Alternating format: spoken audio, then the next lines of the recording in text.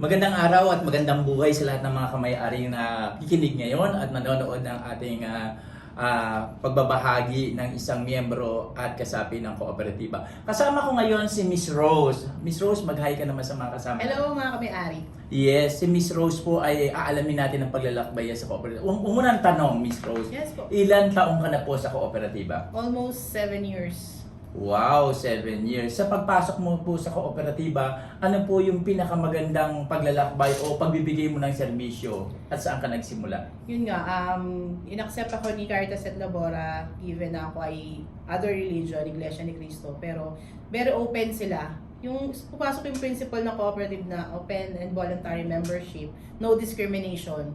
Yun yung pinaka-nagustuhan ko sa Caritas et Labora. Yes, yan naman po ang natin, the first principle from the 7 principles of cooperative. Now, Miss, ano po yung una naging serbisyo mo sa opisina ka ba agad? Kasi alam ng lahat na ikaw ay taga-opisina. Saan ka po unang-unang na-assign? Na-assign ako as coordinator or in-house coordinator ng Donpin Corporation. Yun talaga yung una kong hinawakan dito sa Caritas. Okay, so head office pa rin yan? Yes po. Under head Okay office. po. So, sa nakailang years ka po sa pagiging coordinator na binanggit niyo?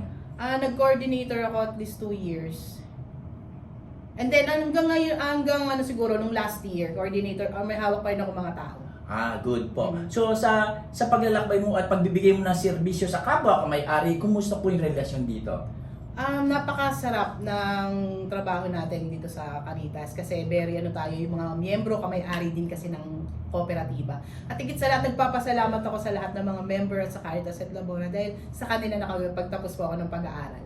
Okay, that's Yes good po. So, ibig sabihin, sa stand mo ngayon, coordinator ka pa rin po ba ngayon? Nasa marketing na ako, nag-explore Wow. ako sa other department and nag-enjoy po ako at marami ako natututunan. That's good po. Yes. Sa pagiging marketing mo po, ano po yung naging challenge mo dito sa pagbibigay ng serbisyo?